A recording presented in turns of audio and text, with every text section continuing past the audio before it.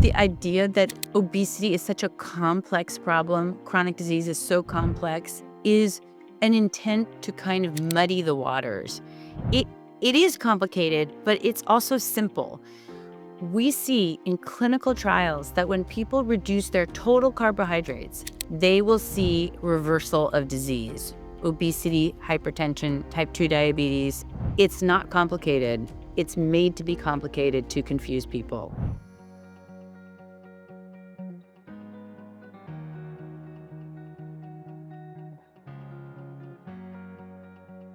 Welcome to the Hunger for Change podcast. I'm Niklas Gustafson, and over the past decades, I've been my own experiment in reviving ancestral living, holistic health, and real nutrition. Today, I'm joined by Nina Teicholz, a PhD in nutrition, and the woman who's been called one of the most dangerous voices in food science. Not because she's wrong, but because she might be right about everything we've been told to fear.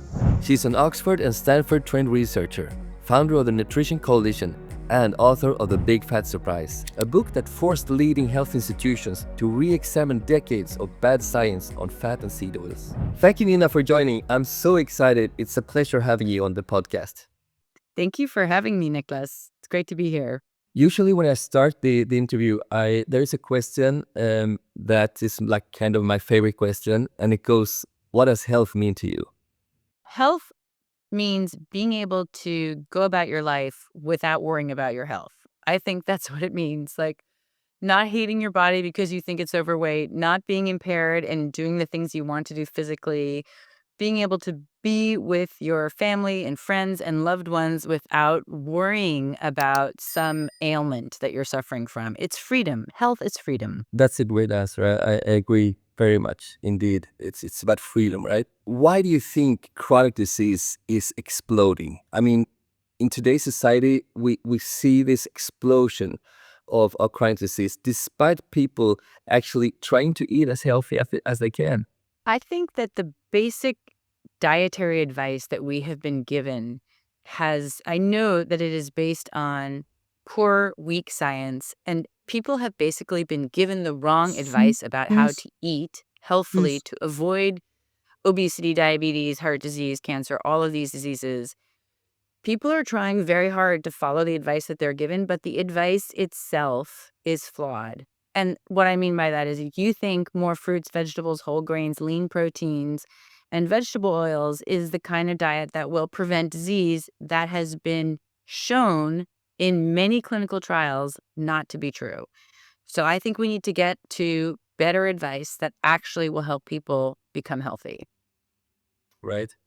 And Nina, tell me about your book, The Big Fat Surprise. It's about how fats have been demonized during decades, right? Could this be one of the main reasons why we have all these generations of chronically ill patients? My book was really the first effort to show that we had gotten it wrong on good fats versus bad fats, right? So we had unfairly vilified saturated fats. I present all the evidence on that. And then I really told the story of how seed oils came into the food supply and how we were wrong to make those the healthy fats. And so we had gotten that all upside down and backwards, and how that has contributed to our ill health. I mean, by reducing saturated fats, we've cut out vitally important foods, traditional foods, meat, dairy, that have historically been at the centerpiece of our diets that give us all the nutrients that we need, not only for health, but really our, optimal health. And that by replacing it with polyunsaturated seed oils, that we have damaged our health. So I think that's a central part of the story of why we suffer now from so much chronic disease. And why is that? Why did we get it all backwards? About the seed oils, about saturated fat? Yeah, one of the things that I do in my book is to tell the history and, importantly, the politics, sort of draw back the curtain on what are the politics of the science. Science, I had always assumed, was this sort of calm, rational process of hypothesis and then counter-hypothesis. It turns out that science is extremely political, especially when you have a multi-trillion-dollar industry that is trying to influence that science, which I also pull back the curtain on, right? So the food industry and the pharmaceutical industry, for their own reasons, are trying to manipulate the science, nutrition science that goes into our understanding of a healthy diet. And how did we get it so wrong on dietary fats is a fascinating story. It goes back to the 1950s when in the US was where it all started. The nation is in a panic about what causes heart disease. Nobody knows. It had been rare in the early 1900s. It had risen by the 1950s to become the #1 killer of middle-aged men, including, importantly, our president in 1955, President Eisenhower, has a heart attack, is out of the Oval Office, his office, for 10 whole days. It was a national fixation. What causes heart disease? There were a number of viable theories. I'll just give you one. For example, vitamin deficiency was considered one of those theories by top scientists proposing these. But one scientist named Ansel Keys from the University of Minnesota, he stepped into this vacuum and he said, it is the saturated fat and cholesterol in our diets that is clogging the arteries, increasing cholesterol in our arteries, and building up and then eventually causing a heart attack. That was called the diet heart hypothesis. And he was a fascinating character that I learned a lot about and profile in my book. He was extremely aggressive. He was extremely convinced of his own ideas. He had unwavering faith in himself. He was willing to argue anyone to the death. He was a very outsized, persuasive personality. He was able to get himself onto the nutrition committee at the American Heart Association. That was the premier group telling people what to do to prevent heart disease.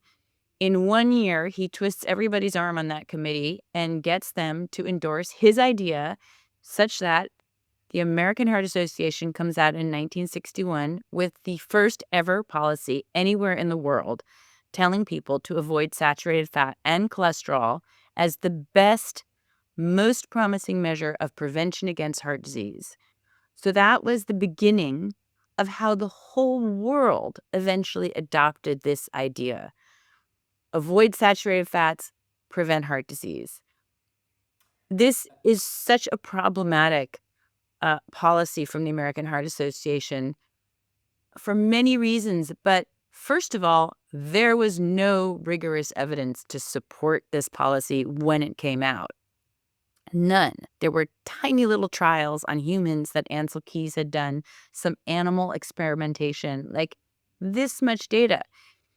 And then in the 1960s and 70s, when clinical trialists all over the world, so, Oslo, Sydney, America, England, all of these countries were doing experiments to try to confirm Ansel Keys' hypotheses.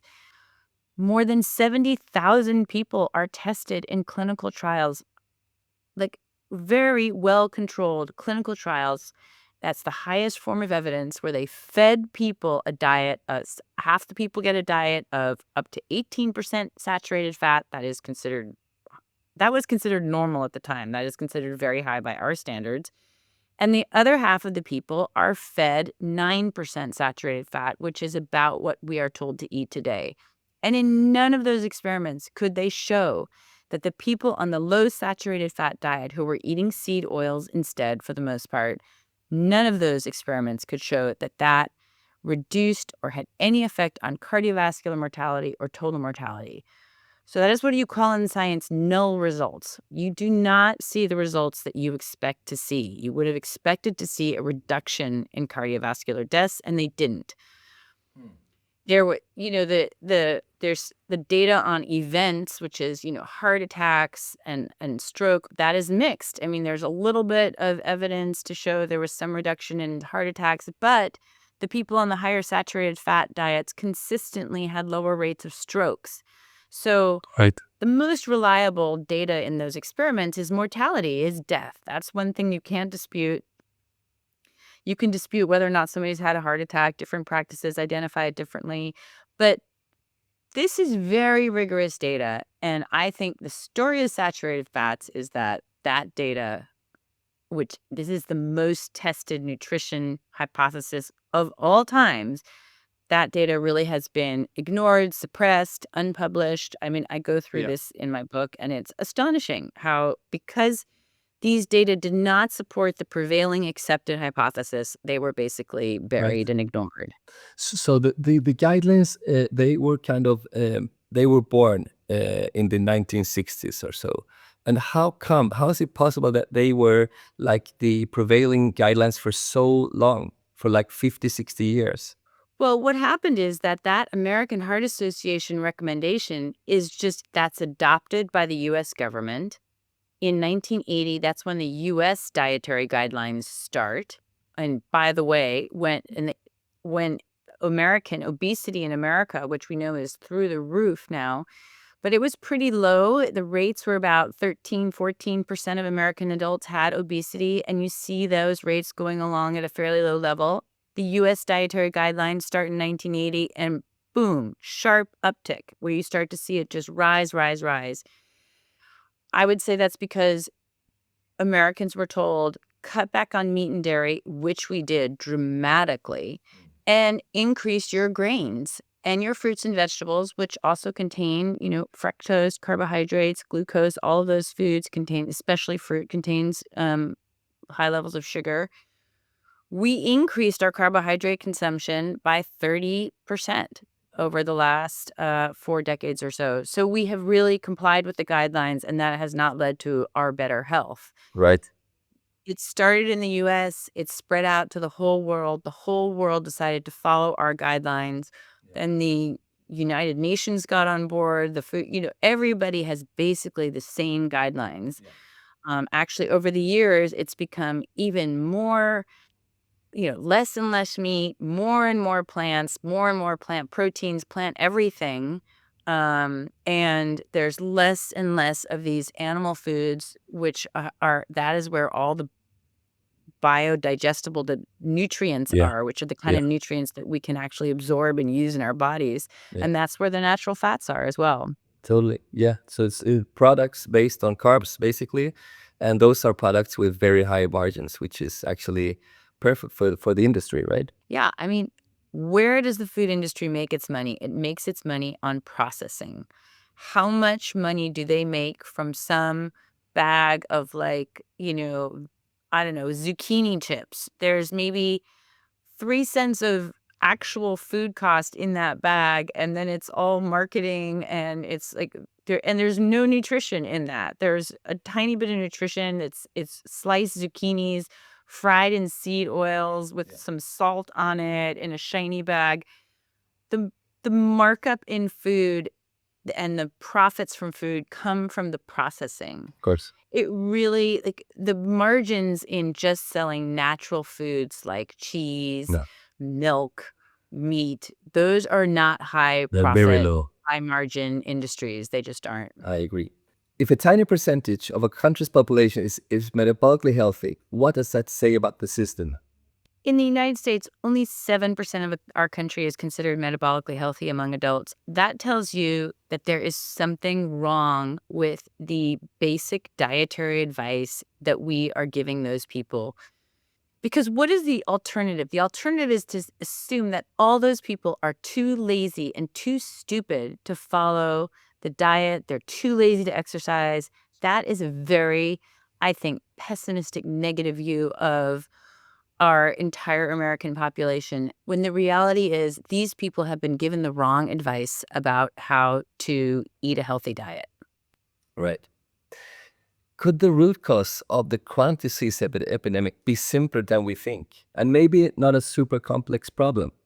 I think that the idea that obesity is such a complex problem, chronic disease is so complex, is an intent to kind of muddy the waters. It it is complicated, but it's also simple. We see in clinical trials that when people reduce their total carbohydrates, total, that's not just sugars, but also whole grain breads and also in some cases fruit, they will see reversal of disease, obesity, hypertension, type 2 diabetes, the vast majority of cardiovascular risk factors, non-alcoholic fatty liver disease, polycystic ovarian syndrome. It's not complicated. It's made to be complicated to confuse people. right?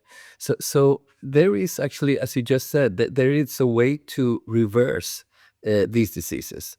And why do you think the diet-based disease reversal is still met with skepticism by so many in the medical professionals?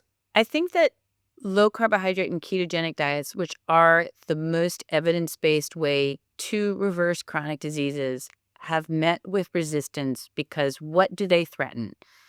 They threaten the careers of a universe of experts who have believed the opposite of a low carb diet, which is a low fat diet. All these people have been trained on.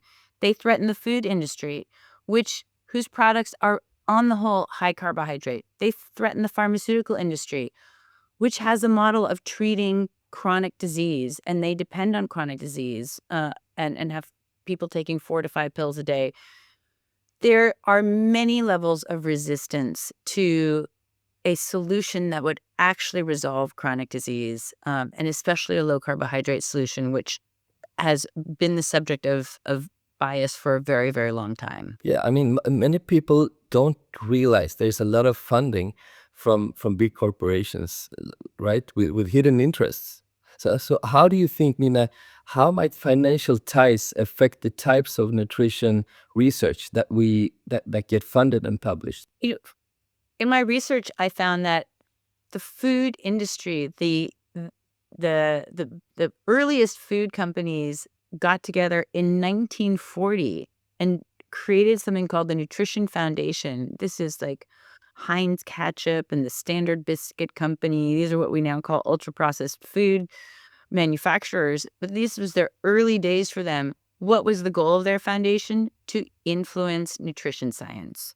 They understood from the very start that what they needed to do to get their products into the American diet was to get them to demonstrate health benefits.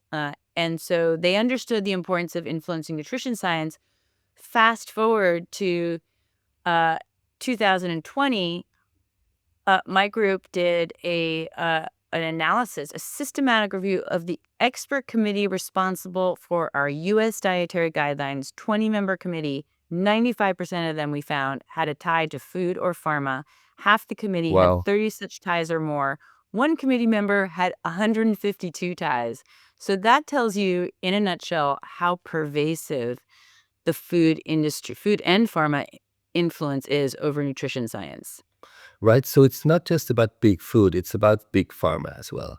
There's a conflict of interest if if if the pharmaceutical industry has a steady income from the average American taking 4 or 5 pills every day. By the time they're over 65, that number goes up to 9 or 10 pills every day.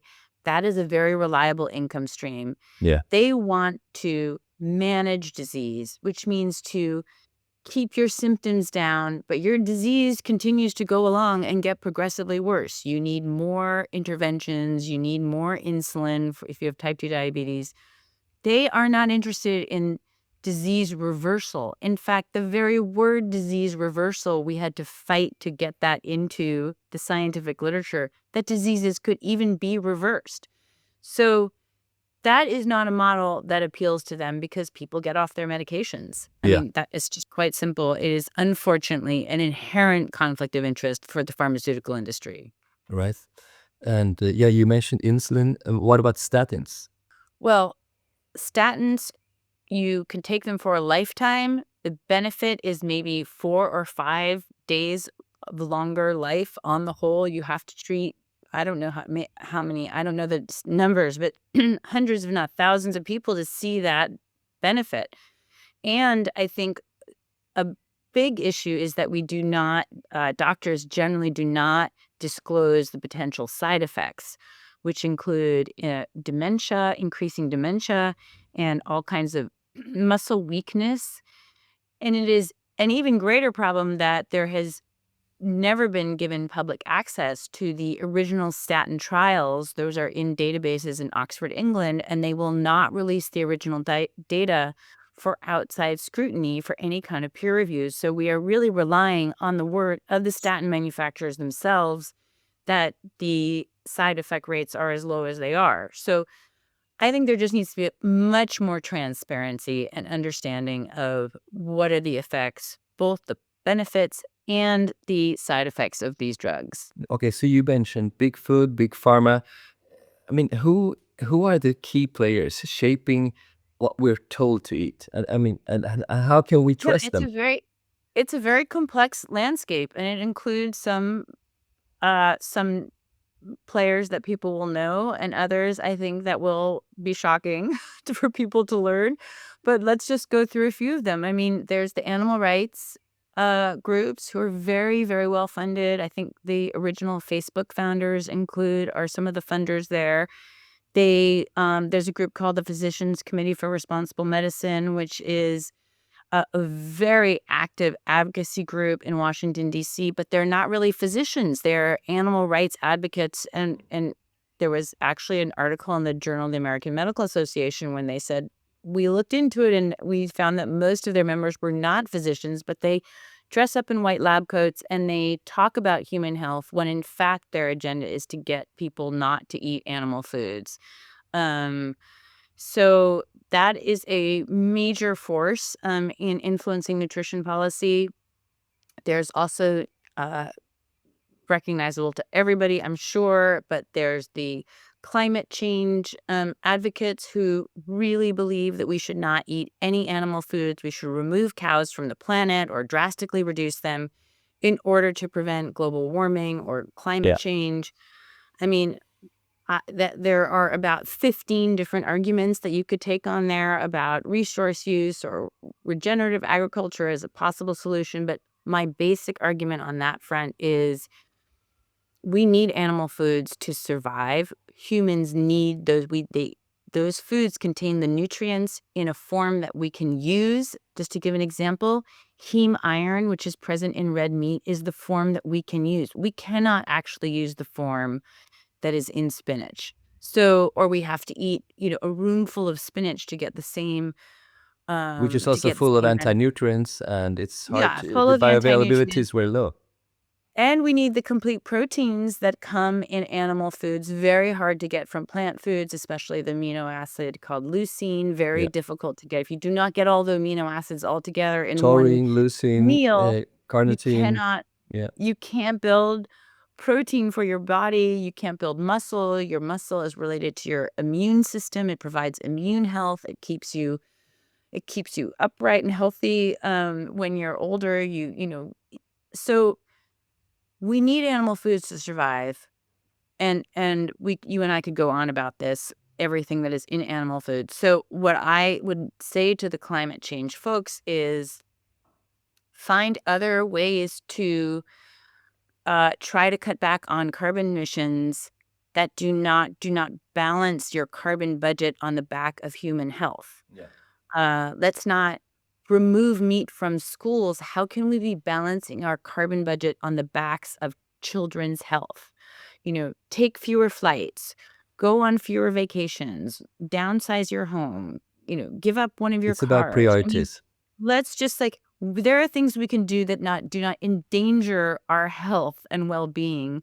And I would say that's preferable. Yeah. I mean, this is putting aside, I'm not even going to get into the argument of do cows, are they really truly the major driver of climate change? That is a whole can of worms. I'm saying even if accepting that's true, even accepting that, which I don't believe it is, but still, you cannot balance our carbon budgets on the back of human health. Totally.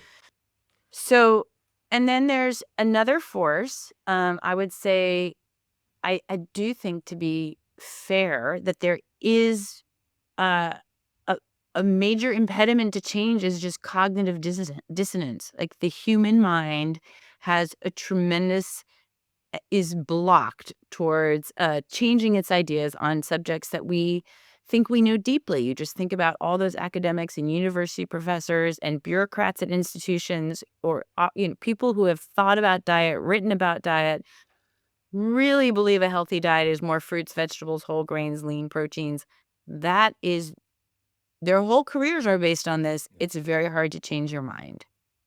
So And it's very hard to, and it's not just hard to change your mind, but there are many incentives in place to prevent that from happening. So if you come out and say, hey, I think we got it all wrong, you are likely to be disinvited from conferences, not be able to get your papers published, not be able to get research funding. So your very lifeblood as a scientist dries up, and you are kind of excommunicated from your tribe.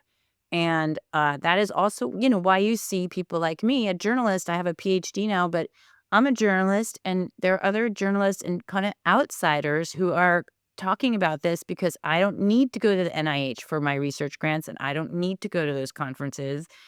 Um, so, um, so there's all kinds of mechanisms in place in scientific fields to enforce conformity of viewpoints. Yeah. And this is what uh, our new NIH director, Jay Bhattacharya, talks about. He's like, there's a kind of group think that self-reinforces each other, and they have a number of mechanisms to do that.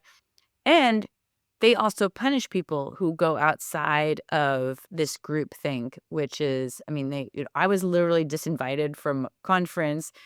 But there are ways to punish people. If you stick your hand up and say, I think differently. Let me just talk about one other force, which is powerful, not well known, but is wildly surprising, I think, which is the Seventh-day Adventist Church, which is really a shock, I think, when most people learn this. There's a woman named Belinda Fettke in Tasmania who has done an extraordinary amount of work on this. And they're a church, but they run something called the American College of Lifestyle Medicine, which people widely respect as a medical institution that has lifestyle medicine. Lifestyle medicine reflects the church's beliefs. So the founder of that church, Ellen B. White, she had kind of a fit and a vision that everybody needed to return to what she called the Garden of Eden, which is all fruits and vegetables. Really? In order for there to be the second coming of Christ. And that it wasn't just Seventh-day Adventists who had to adopt this, but everyone. So they have a global mission to make everybody vegan or as close to vegan as possible. And they're very active in this. They have health clinics all over the world, especially in Southeast Asia. They operate through all kinds of health programs. They have a university called Loma Linda University. Some people might recognize that. That was where the famous Seventh-day Adventist studies took place that seemed to show that Adventists were healthier than other people due to their diet. That was what inspired all the Harvard nutritionists to then adopt basically vegetarian diets starting in the 1990s. But also the Seventh-day Adventists, they have had their committee, their people on our U.S. Dietary Guidelines expert committee has included one of these people who, of course, you don't have to disclose your religion, but his religion is everybody needs to eat a plant-based diet. And so there's influence beyond what you can imagine. Like in New York City, where I live, it's the lifestyle medicine people from the Seventh-day Adventist Church who have worked with our mayor to get vegan Fridays in schools, right? We already had meatless Mondays. Now we have vegan Fridays. Yeah, Kids, the same in Europe, actually. right? So you have Friday, Saturday, Sunday, Monday. Kids are getting maybe no animal foods. So and they're very, very well networked. They're very broadly, they operate quite broadly. One of the reasons that the church is so wealthy is that it has food companies that sell, plant-based meats and all kinds of plant-based, carbohydrate-based products tax-free because they're a church. So they don't get taxed the way normal businesses do. So they own the Blue Zones company, which goes into towns and tries to get everybody to convert to a vegan diet. So they're a major force. Surprisingly, a religion is a major force in forming our national policy, and city and national policy. So big forces. big forces. We haven't even talked about the World Economic Forum. I mean, there's just big forces. Let me just mention one other, which is that the fake food companies, all these companies that want to make fake meat, fake Yeah. fish, fake eggs, fake whatever, Oatly milk, Highly profitable products. highly profitable. It doesn't even matter that consumers reject them because they have had huge bubbles. They get a huge run-up of investment. People make a lot of money off of them, and then they crash, as we've seen with Yeah. Beyond Meat, Impossible Burger. Oatly. And they have very active teams trying to get these products Yeah. into mandated spaces. I think they understand that consumers are rejecting them on the whole, but they can get their products mandated, say, in prisons or in schools or in places where people don't really have choice over what they eat. But I think they're working to get their products, regulated and mandated into controlled settings. So you wrote the Big Fat Surprise over 10 years ago, and since then, the institutional guidelines, they have actually changed a bit. For example, the American Heart Association, they're not banning the animal fats the same as they did like 20 years ago, if I'm right. No, And they actually, are still. okay, because some of the institutional guidelines, they have changed. But Well, so I'll tell you what's changed. yeah. I'll tell you what's changed, although most people won't know it because there has been no publicity around it. But the American Heart Association in 2013, in a tiny little box in one of its papers, said there's no relationship between the cholesterol you eat, say from egg yolks, shellfish. There's no relationship between that cholesterol and the cholesterol in your blood. So for decades, they'd been telling us to avoid dietary cholesterol in order not to raise your blood cholesterol. They backed off that in like a 2-word little statement. They never told the public about it, but they did quietly drop their numeric caps on cholesterol. The U.S. Dietary Guidelines, which has always followed the American Heart Association very closely, the U.S. Dietary Guidelines did the same thing in 2015, dropped the cap after doing a systematic review, but didn't really tell anybody. Okay. And still to this day have totally confusing advice on cholesterol. But they did drop their numeric cap on cholesterol. However, they have not dropped their caps on saturated fats. Those Wow. remain at So 10% why is it of so calories. difficult to change these guidelines, even though the science changes? Yeah, I mean, I will say on saturated fats, there are now 24 systematic reviews and meta-analyses of the original data on saturated fats, those clinical trials I spoke about earlier. And all 24 say saturated fats have no effect on cardiovascular or total mortality at all. And those 24 reviews, there was just one published last week, now 25 reviews. That data has never been reviewed by any of our expert committees, and they pretend like it doesn't exist. It's this incredible suppression of scientific evidence. I think it's remarkable to behold. I don't know how they do it, and we have I have a nonprofit group that has as its goal is to try to have evidence-based dietary guidelines, and we have taken top experts who've written these papers and had them hand these papers over to the officials who run the dietary guidelines in our government, and they still like, "Oh, we see it, we don't see it, we can't pay attention to that." Hmm. So what could improve transparency around conflicts of interest in nutritional guidelines? Well, I mean, they don't even publicly disclose their conflicts of interest. So that's an easy one. The National Academy of Sciences in the US made that recommendation to our government agencies that run the guidelines and said, please publicly disclose the conflicts of interest on the Dietary Guideline Committee. And that would be an easy thing to do. It's very standard in guidelines committees to disclose your conflicts of interest. That would be really easy. So, you could also disclose the process by which these committee members are selected, which is a total black box. Nobody knows how that happens. There's nothing on paper. We've tried to get those emails through Freedom of Information Act requests. I mean, it's just a black box. So, yeah, there's a lot that could be better about our guideline process, but most importantly, they just need to do better science. I mean, one of the things that I really discovered in all the work that I've done, and we were able to get these National Academy of Science reports that really revealed like lack of scientific rigor, does not adhere to international methodological standards, needs to improve the process in order to be trustworthy. I mean, there was a lot of strong language in there.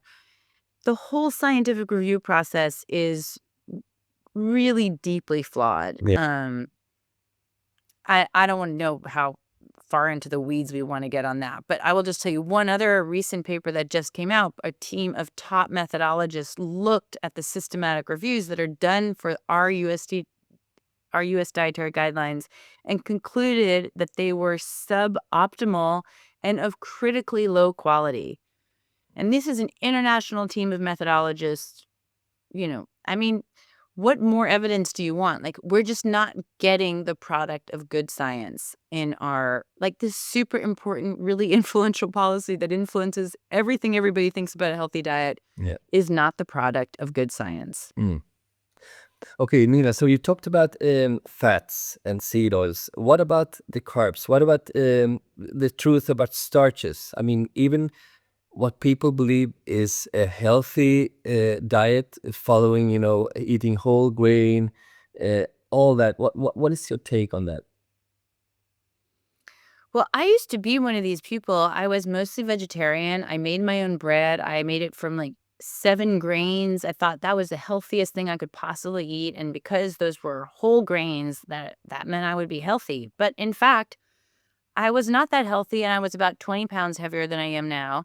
And then when I started reading the literature, I realized that you really had to reduce total carbohydrates. That's where you would start to see the real benefit. And that is contrary to what most people learn. They learn like, well, sugar's bad. We know that. And refined grains are really the culprit. But what the clinical trials show is you have to reduce total carbohydrates in order to see the results. I mean, if you're somebody with a metabolic condition, so we're talking about if you have obesity, type 2, diabetes, heart disease, any one of these conditions, it's total carbohydrates. And why is that? It's because even healthy whole grains, the way we like to think about them, brown bread, starches are just sugar molecules holding hands, right? So the moment Yeah, you eat them, they unlock and that becomes glucose in your body. It's the simply. same glucose that you get from sugar. Mm. Uh, and then, so that surprises people and it surprises me too. So, but it's like you do have to just lay off starches. That's potatoes, whole grain breads, whole, brown rice, whatever. All Yeah, of that you really have to reduce or just avoid. And then fruits is another real shocker for people because fruits we've been told are really healthy, but fruits are high in fructose. They also have glucose in them. Fructose goes into your liver, is processed by the liver, it creates fatty liver disease, and also the excess fructose is converted to glucose. So then that is a double whammy. It's very possible. I mean, fruit has fructose and glucose. What else has fructose and glucose is sugar. Okay, we know to avoid sugar, but we're told fruit is healthy, but fruit has the same makeup of these sugars in them. So, too much fruit every day is also not going to contribute to, not going to allow you to reverse out of these diseases. And that is a more of a head turner for people because we have been told over and over again that fruit is really healthy. And the way that fruits and vegetables are paired together when they're just wildly different effects on your body, right? So, there's some low sugar fruits like berries, and you can have some amount of those, but most fruits are really high in sugar, including fructose. They're nothing like the original fruits that humans ate maybe a few times a year when they were in season, right? A short period of time for most people who didn't live on the equator. And then vegetables are their own thing. They're very different. They're not high in, they don't contain really fructose, but some of them contain a lot of starch. So there are starchy vegetables that should be avoided, like potatoes and some surprising things like carrots and turnips and onions. Um, and then there are non-starchy vegetables, which you can eat in abundance if your body, does well with them, right? So Brussels sprouts and leafy greens and asparagus and green Mm. beans, all of that is um the idea that we just lump all these together, like 5 servings of fruits and vegetables every day, is just it just does not reflect a knowledge of what is in these foods. Right. So Yeah. I think that is a disservice to the public. My favorites are like the fruits that are not known as fruits, like avocado, zucchini, eggplant, tomatoes, and they're actually Yeah. pretty low on sugar. Is eggplant a fruit?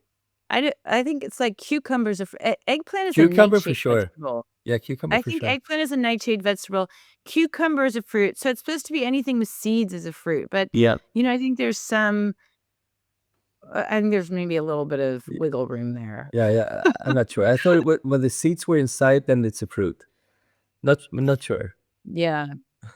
I don't know. I knew that eggplant's also considered a nightshade vegetable, which It has is. its It is own nightshade. Of course, eggplant, distinct. zucchini, and Yeah. tomatoes. They're all nightshade. Yeah. Which So some people can't tolerate at all. I know. I mean, I know a woman who put seasoning that contains some nightshade vegetables in the seasoning powder and had a horrible autoimmune reaction to that. I mean, some people are remarkably sensitive to Yeah. vegetables. Um, and people think that's crazy. Like, all vegetables must be good for you. But in fact, some people do not respond well to vegetables. And some vegetables have nutrients that inhibit the absorption of the vitamins and minerals that Yeah. you need. So people need to be more careful than they realize about fruits For and sure. vegetables. Yeah. And then we've got the food that is marketed as zero sugar, with zero sugar labels, but they still impact our blood sugar. Yeah, there's different issues going on there. I mean, in the United States, we have something called no added sugars, which means you can have the natural sugars from the fruit or from the honey or from Yeah. wherever it comes from, but it's not added sugar, Added. as if those natural sugars are not sugars. Of course they're sugars. They will have an effect on your blood sugar. Anything you can see it. It's very powerful if for people, I don't know if this is available to your listeners or your um in Spain, but in the US you can now get a continuous glucose monitor and you just like stick it Yeah. on your arm. Yeah. A lot of people And have I in just Europe as well. yeah, so you just do that for 2 weeks and see what foods do to your body. Yeah. It's astonishing to me. When I learned, I was like, "I can eat this banana." I was like, "No, you cannot cannot eat that banana." And honey has the same effect on your blood sugar. Blood So, sugar. natural sugars is just like a marketing It's still term. sugar. Your body doesn't care if Yeah. it's natural or if it comes from someplace else. You have to Of see course. how it impacts your body. Yeah. But even artificial sugar. I mean, for example, sucralose or even the polyalcohols, they um, they don't contain fructose or glucose, but they still raise your blood sugar. For Why? some people. Yeah, yeah, For for most some people, because people. your body believes that you had this sweet taste, and Yeah, yeah. your body actually thinks that now we got sugar coming in, so it Yeah, yeah. automatically So raises your blood sugar. there is a little effect that happens in your mouth when you taste sugar.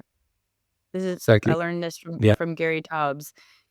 And that stimulates your body to start producing insulin, which is the hormone that is needed to deal with the incoming glucose coming into your body. Exactly. And so Mm. your insulin will already start rising even when you're just tasting a sweet thing.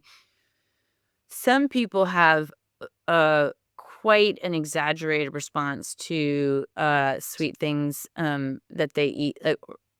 like Diet Coke. Some people will have real insulin responses. Other people's are more muted. I think that there's some individual variation there. Yeah, yeah.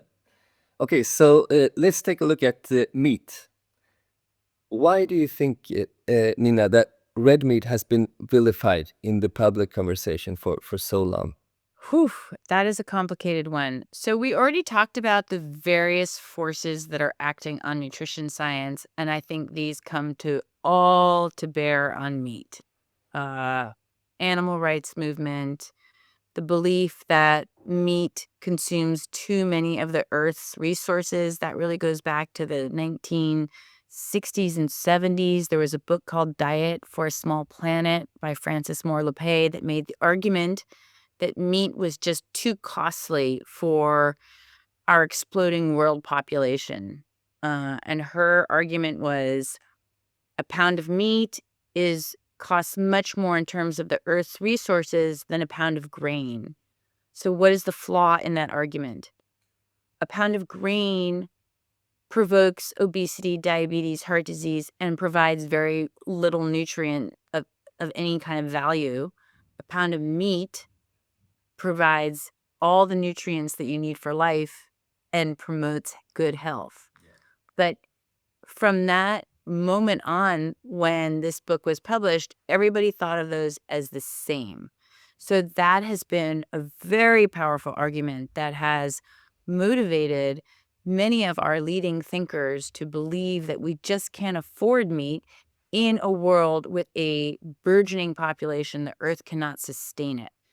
So that is really the most powerful argument. There is also, I think, almost a religious spiritual argument that has come in from, we could go back to St. Augustine or Gandhi or, any of the, or Peter Singer, who's a more modern philosopher. But this idea that we are more, well, Peter Singer is an animal rights person, but going back to Gandhi, say, like this belief that we could achieve a more ethereal and spiritual and higher connection to God if we disowned our earthly bodies. And part of our earthy body is our, for men, our virility, our sexuality, our strength, or all the things that make us, human, sex, war, all these things.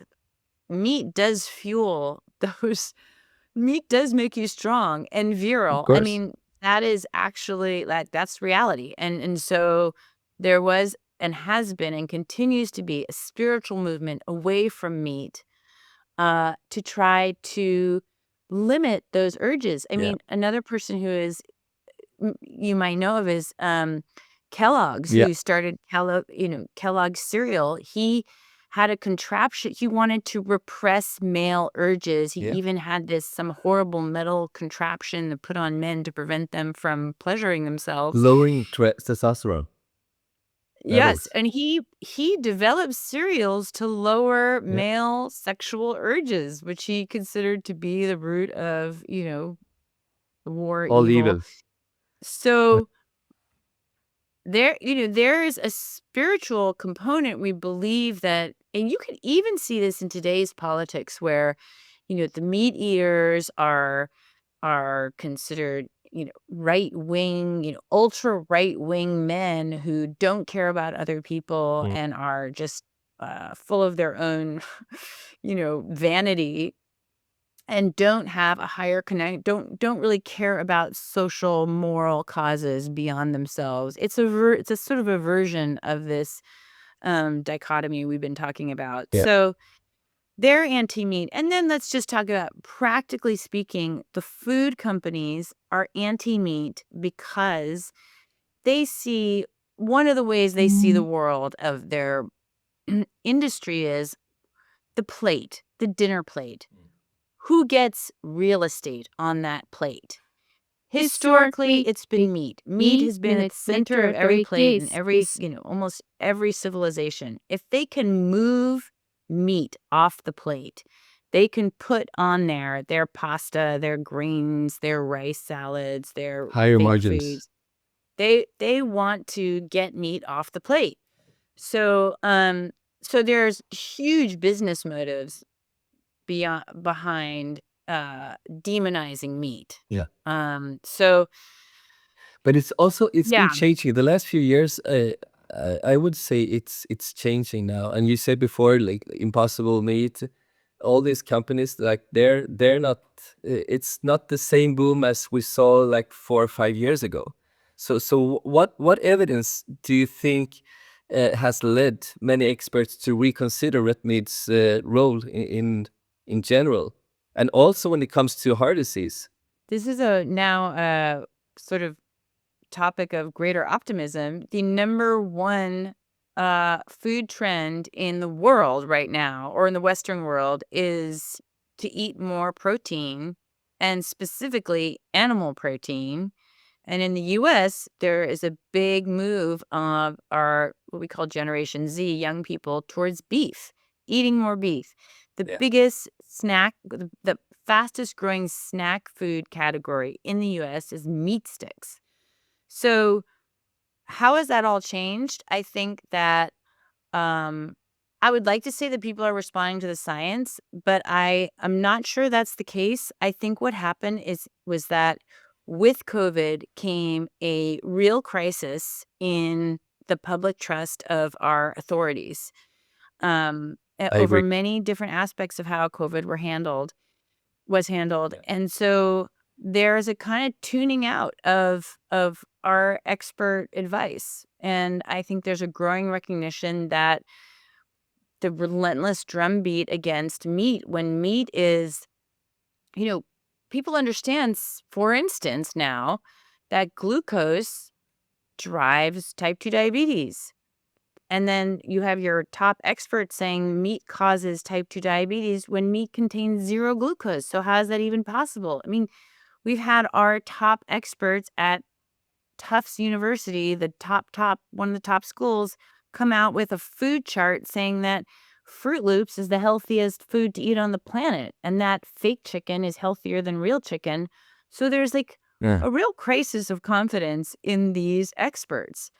Um, Totally. we don't believe them when they say that seed oils are better than butter. Like people are coming to No. understand that butter is an ancient traditional food, and why should we be why should you be telling us that something that comes in a bottle invented in, the early 1900s, formerly used as a machine lubricant, is better for my health, and I don't trust you anymore.